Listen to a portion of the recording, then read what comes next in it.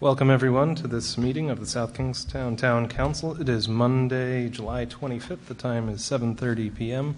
First order of business is the pledge to the flag. I pledge allegiance to the flag of the United States of America and to the republic for which it stands, one nation, under God, indivisible, with liberty and justice for all. Thank you. Will the clerk please take the roll? Council President Collins. Here. Council Vice President Healy. Here. Councilwoman Clow. Here. Councilwoman Gledhill. Here. Councilman Veely. Here. All members present. Thank you. Item 4 is the approval of minutes of previous meetings. I make a motion to approve item number 4, A and B, from the work session of July 11th and the regular session of July 11th. Second. So moved. Any discussion? All in favor, say aye. Aye. That motion carries unanimously. Item 5 is the consent agenda. I make a motion to approve item number 5, the consent agenda as presented. Second. So moved. Any discussion? All in favor, say aye. Aye. And that motion carries unanimously. And brings us to item 6 on tonight's agenda, licenses. 6A is a resolution granting a Class F 19-hour beverage license to Monsignor Clark School of Tower Hill Road for an alumni beer and wine tasting to be held on Friday, September 16th, 2016 from 6 p.m. to 9 p.m. Application by Sarah Marshall, Director of Advancement. Sarah here.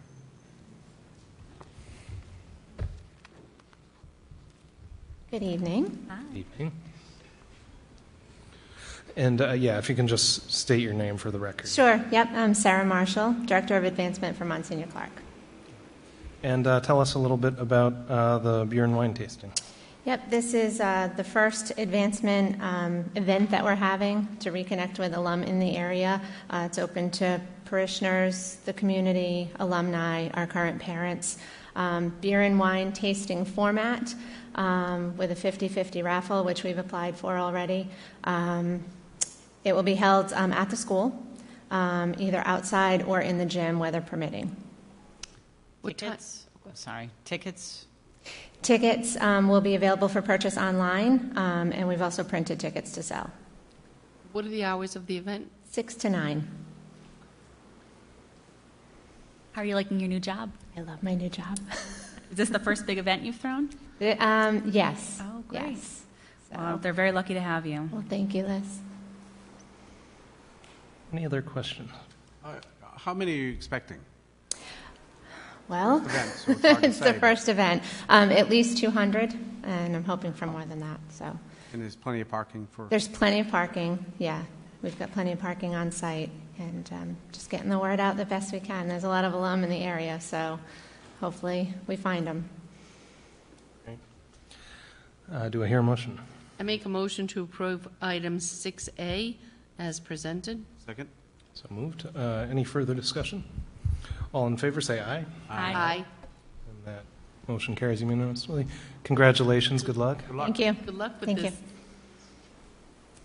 you. 6B is a resolution granting a victualling license to LV Food Retail, doing business as Luke Thai Cuisine of Main Street. Application by Lamphon Vervangsa.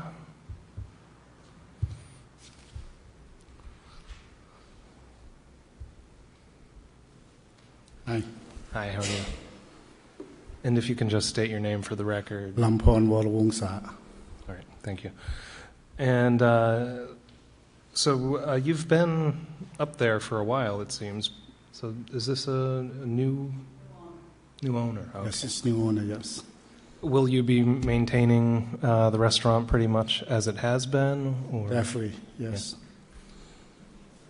Any new changes coming to the menu? Or No, maybe, I don't know. Yeah. It depends on that.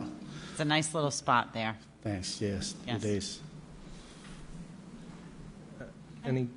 Any questions? Well, I'm a frequent customer, so I'm looking forward to seeing you grow and any changes that you make. Can't wait to see what you do. Yeah, I think getting better every day. I'll make a motion to approve item number 6B. Second? So moved. Any discussion? All in favor, say aye. Aye. Good luck. Motion carries unanimously. Item 6C is a resolution granting a victualling license to Kazbak, doing business as McDonald's Restaurant of Tower Hill Road. Application by Evelyn Brazil of New Bedford, Massachusetts. Good evening. My name is Lynn Simonello. Welcome. Thanks. So I think we're all pretty familiar with McDonald's Restaurant. Do you have anything you want to tell us about? We previously owned 20 restaurants. We just acquired 3 new restaurants, 2 in Middletown and 1 in Wakefield. Because John retired. We're going to miss He did. John. I know. He's a dear friend of mine as well. So Everybody knows him. I know. A motion to accept agenda item under licenses 6C. I second that. So moved. Thank you. Any Good luck. further Thank you so discussion? much. And my son is a student at URI, so I'm here all the time. Nice. Great. We wish you well. Thank you. All in favor, say aye. Aye. Thank you. Congratulations. Good luck. And item 6D is a resolution granting a miscellaneous peddler license to Benny and Jack of 237 Robinson Street, subject to an interview by the police department, application by David Below of Mulberry Drive. Good evening, everyone. I'm David Billow, co-owner of Benny and Jack, a small pet boutique on Robinson Street. I keep hearing about you guys everywhere. You just won a Best of Rhode Island, I saw, yeah? Two best of Rhode Islands. Yeah. Congratulations, that's awesome. Thank you. Would you mind just pulling the mic a little bit closer? Yeah, perfect. What's that? Great. So what are you going to be, let's see, miscellaneous peddler license. So are you going to change anything for what you're currently doing? No, so the retail footprint would obviously remain the same. The idea behind this primarily is a mobile marketing avenue. The secondary to that is obviously from a formality standpoint, the peddler's license. The idea is a small concession trailer, which we would then take to off-site events such as adoption events or any obviously dog-related events, and have the ability to essentially take the retail footprint and bring it mobile. As I said, as a formality, obviously I had to apply for the peddler's license. Much of the ordinance doesn't apply for this. It wouldn't be contradicting anything there, obviously. The closest I would say is the Broad Rock playfields by the dog park.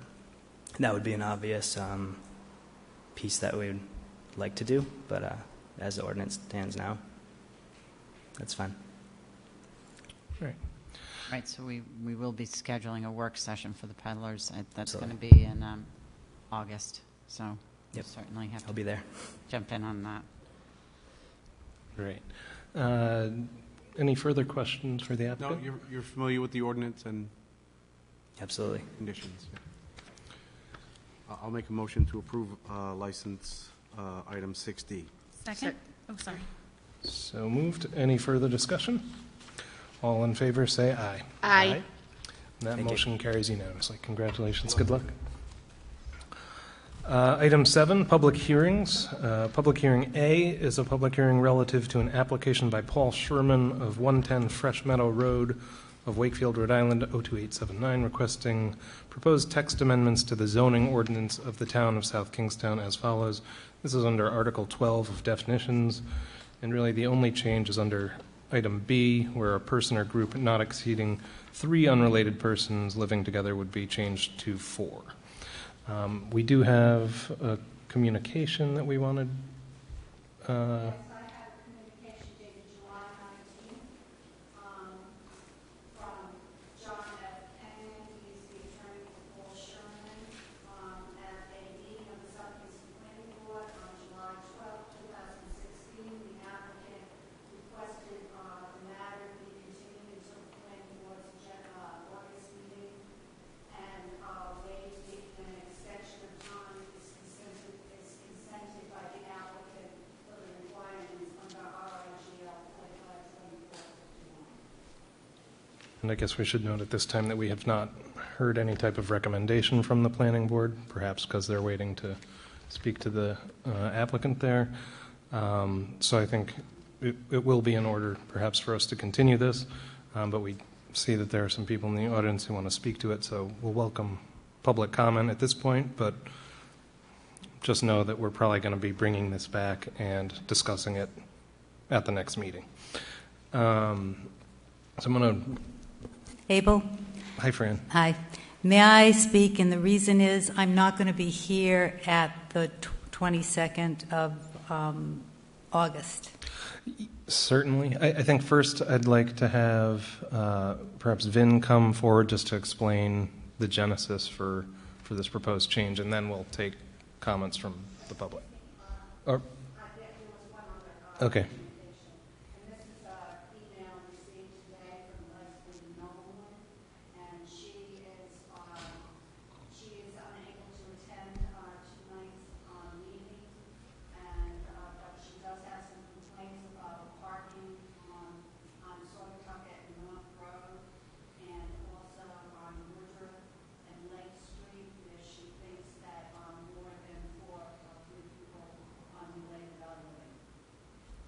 Thanks, Dale.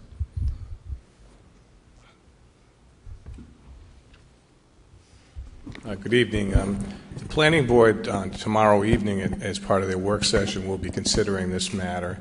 And although it's simple on its face, there are complexities to the issue and different points of view that have been already expressed to the Planning Board. They've considered this a work session, a regular session, and they did continue it for additional discussion. So tomorrow night, and then again, I believe they're going to look to formalize their recommendation no later than August 11th for the August Planning Board's meeting on Thursday evening.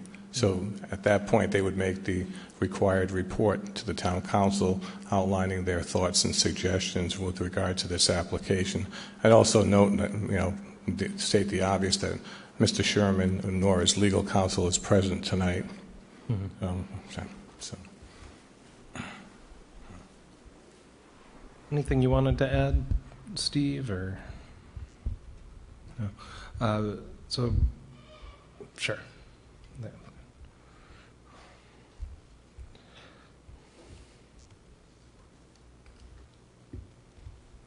Stan Wojciechowski.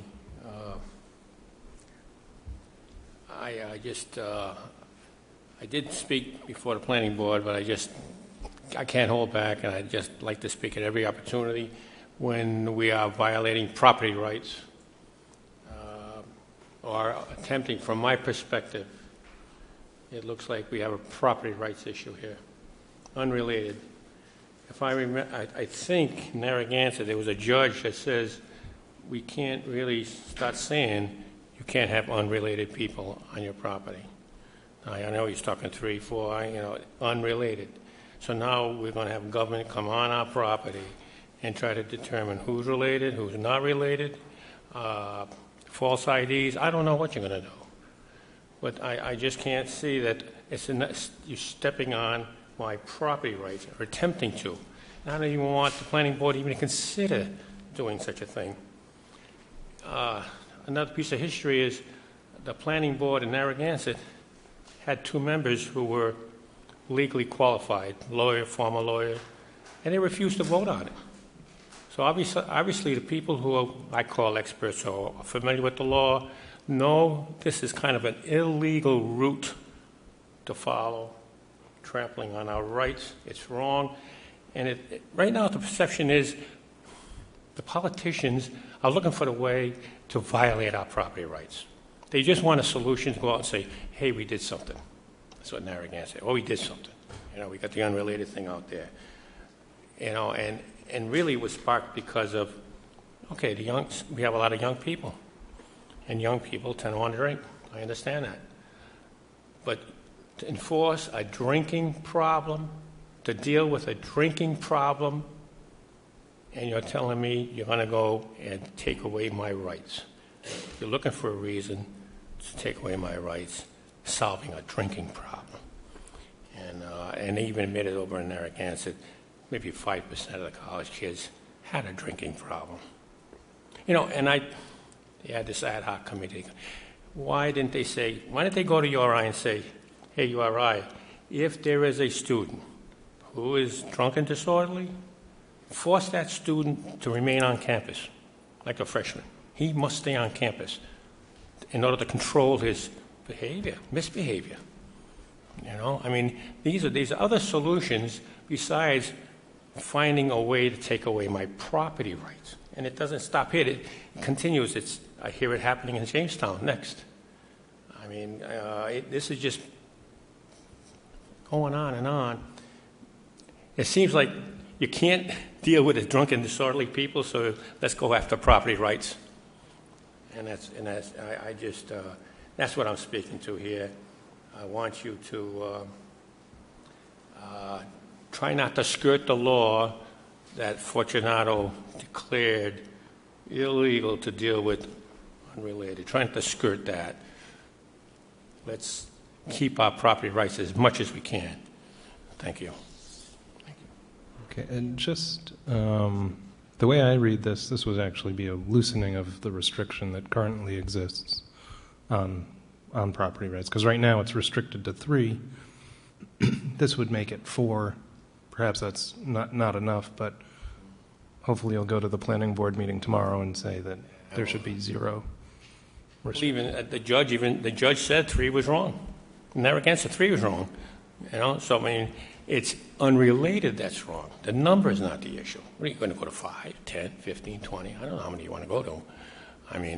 The number is not the issue. It's who may I have on my property. And how obviously it's targeting. I can understand you're targeting students, and I don't think we have to target students to get rid of the drunks. We don't have to we don't have to deal with property rights to fix the student problem. There is other avenues to do that. So I'm here as a veteran fighting for property rights as I see them and every chance I can. We hear you, sir. And another thing is, I'm not the landlord, Mary is. She does the rents and all that stuff. I'm a maintenance guy, because I hear all the landlords standing up there and fighting. I really don't have more than 4 unrelated that I know of any one of my properties that I'm involved in. Okay? So I don't have an issue here. My issue is, as a veteran and property rights, I see something wrong going on, and I can't sit down. Thank you. Thank you.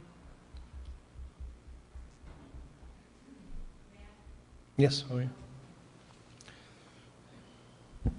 My name is Fran Alexakos.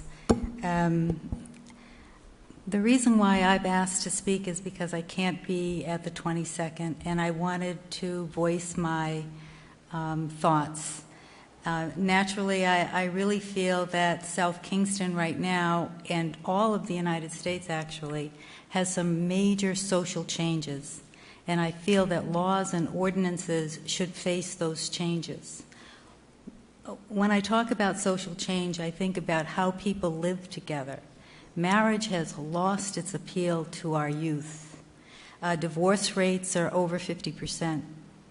Unmarried people are living together. Unmarried people are having children together. Unrelated, elderly people are living together.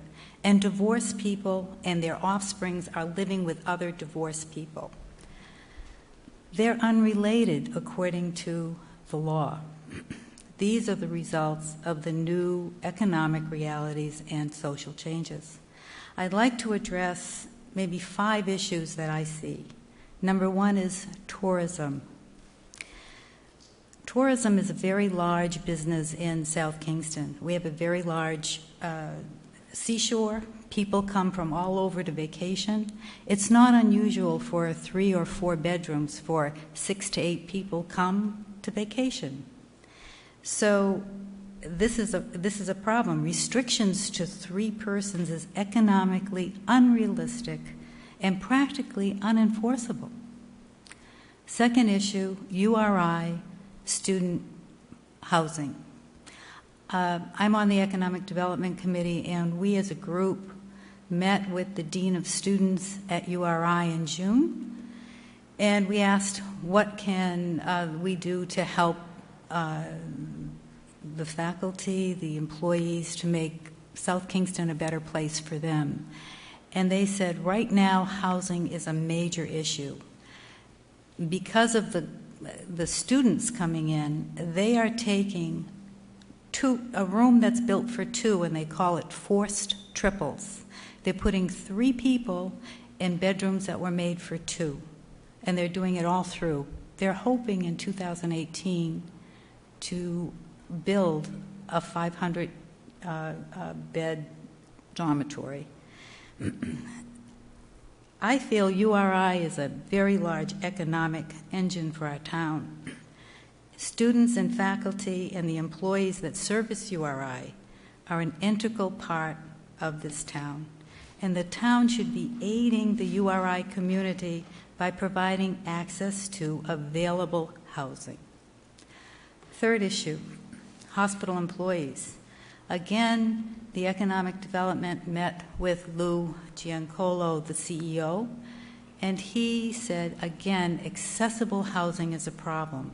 He also mentioned parking and public transportation. Fourth, the elderly. I know some elderly people that are very reputable in town, and because they're on fixed incomes, and they're in their 80s now, they are renting rooms out to be able to stay and live in this town. They're renting 2 and 3 rooms, sometimes 4, because of taxes and set income, and it's a problem. Next, accessible, and the last one really, is accessible housing for our children of residents. I believe that allowing 4 unrelated persons living together will allow our young adults to continue living in the area where they grew up. I know my stepdaughter, when she got out of high school, she rented a house in South Kingston with 2 other couples. That makes her illegal, and there are so many of those in town. It's amazing. To give you just a few more of different types of issues that I know and that people have called me and told me is that foster care parents, they often take families, like 3 or 4 kids at the same time. So in conclusion, I really feel that South Kingston should just look at, we're not just a bedroom community, we're also a tourist town, we're also a university town, and more, we're an elderly town. South Kingston has allowed elderly housing to flourish, and so we have to consider all these points. Thank you very much. Thanks, Fran. And we can have your letter entered into the public record in addition to your comments, if you'd like. It's very similar, of course. I would just have one question for you, Fran. Do you think 4 is a sufficient number? I mean, what do I really think? I think that if there are a certain amount of bedrooms, that probably 1 person per bedroom and maybe 2 people per master, if there is a master, if there's parking, if there's all these things that I did meet with the chief of police and asked him if there were parking and noise, and he said it was really kind of isolated, but if people call the police, they take care of it. Yeah, so that's what I think. Thank you. okay, thanks. Are there any other people from the public who would like to comment at this time? All right, then seeing that we've haven't heard from the planning board on their recommendations, I would propose that we might want to continue this public hearing to the next meeting on August 22nd. So do we close it first and then continue, or? Okay. I'll make a motion to continue the public hearing to August 22nd. I would second that because I really would like to see what the planning board has to say. Some very valid points were brought up here tonight. I had a question for Amy. In the way that the zoning board puts in here unrelated persons. I thought Fran brought up an interesting point about foster care. Does that apply to that, or? I would advise the zoning, if the zoning official had asked us a question about whether foster families were considered unrelated persons, I would advise that any sort of guardian or foster parent should be considered a family unit. Okay. Even if it's for a short term. Because the United States Supreme Court has made it very clear that cities and towns cannot restrict individuals from living with their family members. And I would say that extends to foster parents as well. And I was also curious, Steve, how often do we get complaints and do we see action on this type of issue where there's more than 3 people living in a house? Most time it's on a complaint basis. Probably the two, the major one that we had that I think was most visible in the community was the corner of Woodruff Avenue and Silver Lake. And that was an issue where multiple bedrooms and too many cars. And the cars were a public safety hazard. The police department addressed that in terms of getting those cars off the corner for a safety purpose. But I think that was one of the principal ones that we saw an issue with. There have been several others that have come up where we've had neighbors that have reported, and most of it deals with the cars themselves more than it is the people and the nuisance that the vehicle storage has become. But they're not frequent, and we haven't seen a lot that's been student problem related, rather than the vehicles seem to be one of the driving issues. Thank you. It certainly looks like an issue we'll revisit in August, and it will be interesting to see what the planning has to say. Very good. We have a motion to continue the public hearing. Any further discussion? All in favor, say aye. Aye. And that motion carries unanimously. And Close the public hearing? no, it's Nope, we've got done. another one. Sorry. And so that brings us to public hearing B, which is relative to an application by the South Kingstown Planning Board by Vin Murray here, on behalf of the board, requesting proposed text amendments to the zoning ordinance for the town of South Kingstown, Article 1, Establishment of Districts and Official Zoning Map, Section 101, Zoning Districts, and Article 3, Use Regulations, Section 301. You can explain that better than I can, Vin. Would you mind doing that? I have one communication to reference. Communication dated June 15th, 2016, to the town council members. It's a recommendation to the town council in reference to proposed text amendments to the South zoning ordinance to allow use Code 21, higher educational institution, privately owned and operated, and use Code 21.1, higher educational institution, state-owned and operated, as accessory uses to permitted uses in the Industrial 1 zoning district.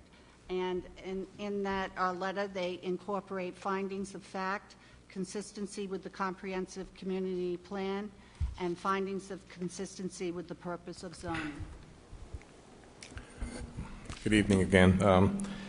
This proposal originated with plans by the URI College of Engineering to lease space at Schneider Electric at their West Kingston facility.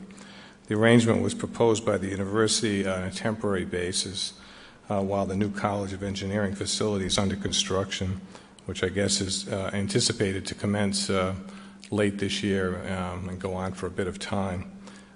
URI was proposing to lease about 30,000 square feet in the north end of the Schneider facility for classroom, office, administrative, and workspace for student project development. And this occupancy is primarily associated with the electrical engineering curriculum at the university.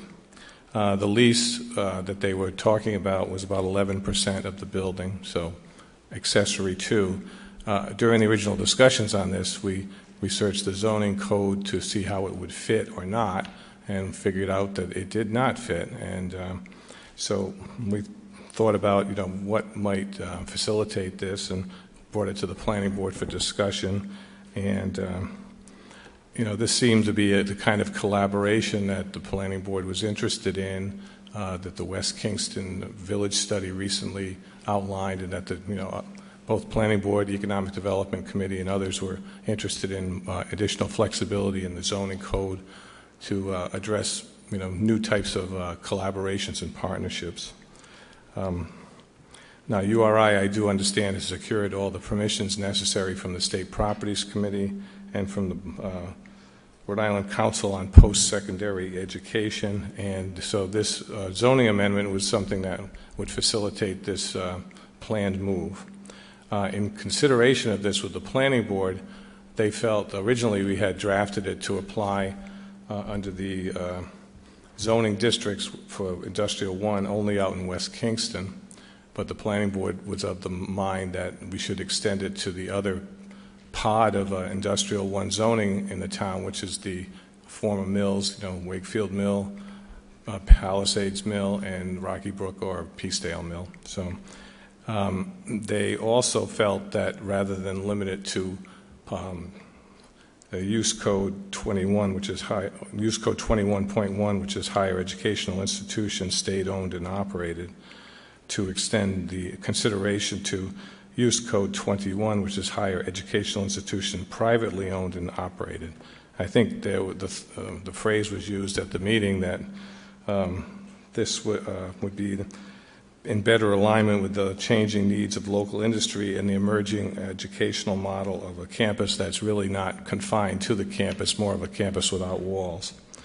As such, the Planning Board made their recommendation to suggest these two use codes be allowed as accessory to permitted primary uses in the Industrial 1 zone throughout the community. I think it's their thinking that there may be other opportunities down the road beyond this initial one to provide linkages to, if it's not URI, it could be Brown University or Roger Williams or Bryant or something similar that might, have a positive effect both for the local economy, the community at large, the employment opportunities in the economy, and the industrial user, as well as the school itself that may become part of our community as well. So that's really, it's a text amendment, and it would be permissive for these as accessory uses to primary permitted industrial uses, and it would be subject to development plan review if those triggers were met, such that if they were expanding parking or physically adding to the facility, then there would be a different level of scrutiny. At the Schneider facility, there aren't any exterior changes contemplated. There would be a build-out interior-wise that they're talking about to be done cooperatively between the owner of the property and the university. And their occupancy would be for 2 to 3 to 4 years, I guess, depending on the length of time. But, it's almost like it's almost like an experiment in some respects. And electrical engineering, URI and Schneider are very much aligned in terms of the skill sets, and Schneider does hire many engineering graduates both in West Kingston and in their other facilities up in the Boston area and elsewhere. I mean, they are a huge worldwide company, and that's their focus. So this could be quite an interesting thing for URI and for the facility. Thanks, Vin. It is great. Forward-looking. I like the changes that the Planning Board made. Any questions for Vin? Thank you. Welcome. Are there any comments on this item from the public? Very good. I would entertain a motion to close the public hearing then. I make a motion to close the public hearing. Second. So moved. Any further discussion? All in favor say aye. Aye. And that motion carries unanimously. Do I hear a motion? I'll make a motion to approve Agenda Item 7B as presented and to incorporate the Planning Board's findings of facts as it relates to the comprehensive community plan and findings of consistency with the purposes of zoning. Second. So moved. Any further discussion? All in favor say aye. Aye. And that motion carries unanimously. And that brings us to item 9 on the agenda, comments from interested citizens. This is your opportunity to come forward and tell us what you think. Just speak into the microphone, state your name for the record, please.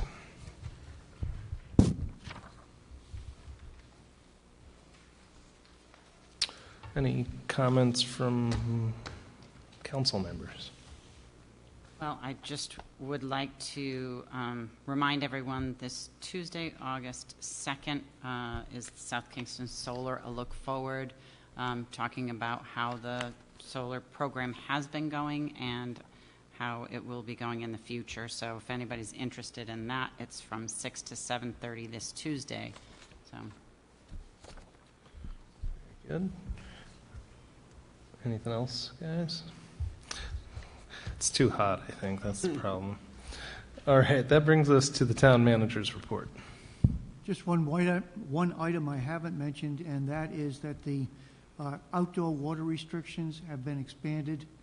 We're now looking at the towns of South Kingstown and Narragansett, which controls those two water systems for South Shore, Middlebridge, and town of Narragansett, as well as the private water company, Suez, which was United Water, or Wakefield Water if you go back far enough, for weekends, and that will be between 6 p.m. on Friday through midnight, prohibition as far as outside watering is concerned. Rest of the week, it'll continue on an odd, even basis for use. So on odd days of the week, the odd days of the week, they would be watering, and on the even days, so that goes into effect immediately. One of the problems we were running into was a water tank that was down in Narragansett and the ability to continue to get the pressure from United's tanks in Tuckertown, where the pumping field is. We're still looking, as far as South Shore system, of necessity to pump over 1 million gallons a day during the weekend period. So for fire protection purposes, we need to keep those tanks with proper supply. So the outdoor water prohibition is the proper way to go forward. So I'd ask the council just to provide information. We've given this on the town's website as well as public notice. We're trying to get that information out as far as the signage through each of the different water systems. Steve, I've noticed that our town Facebook page has been more active lately, and I know a lot of people have been sharing the messages, especially about like the water restriction and some of the recreation activities. So I just wanted to give kudos to whoever is managing that. I imagine it's probably Amy. No? But I think that's a great way, a tool to utilize. And I also was wondering when our new website's going to launch. I know that was pretty imminent last I heard, so I was hoping maybe to hear about that. I'm sorry, on what? Our new website?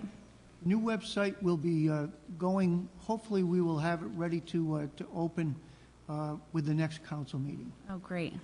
At this point, we're still linking public safety webpage, and we're also looking at, we've started the Facebook page, which we've got a good deal of interest in, and we're getting some good information. We're able to take information that's going out, particularly on High Street. High Street is under construction at this point. They're supposed to be moving in the heavy equipment, in fact, this week. So we're going to try to get better information out on where that construction is going on, as well as each of our projects. If you've noticed, we've had information as far as the paving program, the stone seal program, as well as the state constructions, to try to provide that information, as well as the continued information on all the recreation programs that are available for people to participate. We think with the new website, we should be able to hit an awful lot more people in terms of being able to provide the information. We're not on the Facebook page accepting postings. We're really trying to use that as an information distribution rather than as a dialogue page. Mm-hmm. Any other questions for Steve? All right, solicitor's report? Nothing to report. All right, any reappointments? Nope. And that brings us to item 13 on the agenda, new business. Item A is a resolution authorizing an award of bid to Martone Service Company of Narragansett to clean and paint the mansard roof at the Kingston Free Library in an amount not to exceed $16,830, including a $1,530 contingency, further described in a memo from the library director to the town manager. The work is necessary. Lowest qualified bid is Martone. We recommend approval as presented. Do I hear a motion? Make a motion to approve item 13A as presented for Martone Service Company. Second. So moved. Any discussion? All in favor say aye. Aye. That motion carries unanimously. Item G is a resolution authorizing an award of bid to Safety Marking, Inc. of Hancock Avenue in Bridgeport, Connecticut for a 2-year contract for municipal road striping and marking services at the unit prices bid, subject to funding availability. You're on the wrong page. Oh, sorry. Did I? Oh, sorry. It's too hot. It is too hot. Item I knew G, it. we'll recommend that you go with as presented in the agenda. Item G, I just moved that forward intentionally. So item G here, further described in the memo. Make a motion. Unless it involves air conditioning. Anyway, so let's just do the one I was talking about. Can we do that? Motion to approve agenda item 13G. Second. So moved. Any discussion? All in favor say aye. Aye. That motion carries unanimously. Item B is a resolution authorizing an award of bid to Baloo Electrical Services and Training of Whitford Street in Wakefield to upgrade the fire alarm systems at the town's 3 library locations in an amount not to exceed $51,499, including a $2,000 contingency, further described in a memo from the library director to the town manager. This contract will provide for fire alarm panel replacements as well as each of the room devices in the 3 libraries. Recommendations to go with the lowest qualified bid. $40,000 of cost of the project will be coming through Champlain Foundation grants. Excellent. I believe. Yep, I'm going to recuse myself from voting on this item. My uncle, Rick Holland, owns Holland Electric, and my father works there. Although I wouldn't receive any benefit from this, and they're not getting the bid, I just thought it was best, after consulting with the town solicitor, that I recuse myself from voting on the issue. So do we need one of those sheets? Filled it out. Oh, okay. You guys are way ahead of me. All right, do I hear a motion? I make a motion to approve on page 7. Wait a minute. 13B. 13B as presented. Second. So moved. Any further discussion? All in favor say aye. Aye. And that motion carries unanimously for... The recusal. Oh, don't worry, I got that. With one recusal.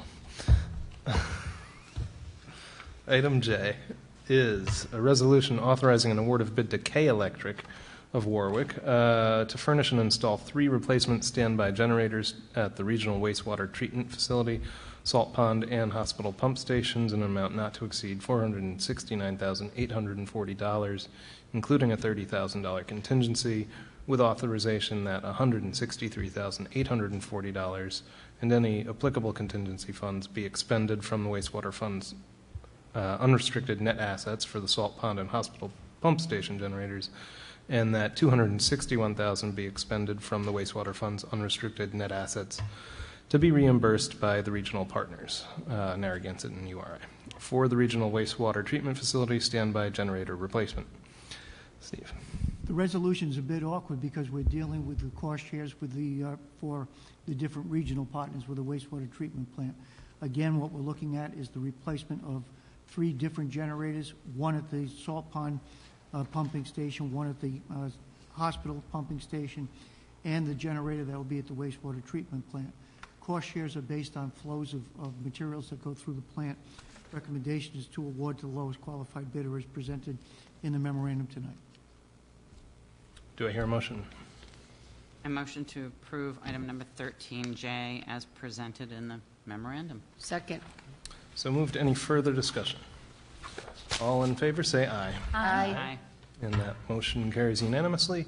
Item K is a resolution authorizing the town manager to enter into and execute an addendum to the FY 2015-2017 Solid Waste and Recycling Services Agreement with the Rhode Island Resource Recovery Corporation of Johnston, further described in a memo from the Public Services Director to the town manager. There's 3 amendments that are required with the contract based on changes in the recycling market, as well as the cost of use of the recovery facility. One is the over-the-cap fees, which won't affect South Kingstown or Narragansett use. Second is dealing with the cost associated with disposal of mattresses in Box Springs. And the third is dealing with tires. Each of those are outlined in the memo from John. Recommend approval as presented. Very good. Do I hear a motion? Make a motion to approve item 13K as presented in the memo from John Schock. Second. So moved. Any further discussion? All in favor, say aye. Aye. And that motion carries unanimously.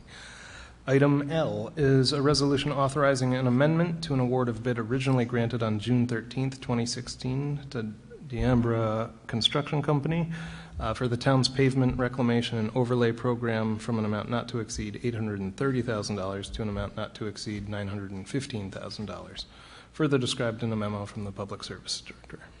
This resolution will amend the maximum expenditures associated with the road overlay and pavement program. It will allow us to spend an additional $85,000, and that money will be spent for overlay work that would be done on North Road in Peacedale between 108 and Sophia Drive. Very good. Make a motion to approve item number 13L. Second. So moved. Any further discussion? I would just say that they've done a great job so far. The paving's been going really quickly. Great. So this seems like a good one. All in favor, say aye. Aye. And that motion carries unanimously. Item M, and our last item of the evening, is a resolution authorizing an award of bid to PVS Chemical Solutions of Detroit, Michigan for sodium bisulfite at the unit bid price of $1.32 per gallon, further described in a memo from the Public Services Director. This is a price is down from the $1.46 that had been in the prior 3-year contract. Recommend award to the low qualified bidder. I make a motion we approve item 13M. Second. So moved. All in favor? Aye. Aye. Sorry. Aye. That motion carries unanimously. Do I hear a motion to adjourn? I make a motion to adjourn. Second. So moved. Any discussion? All in favor, Cool. say aye. Aye. Aye. Any opposed? That motion carries unanimously 4-0 and with 1 abstention. Good night, everybody. It is 8:20. I didn't think it was good. Anticipated.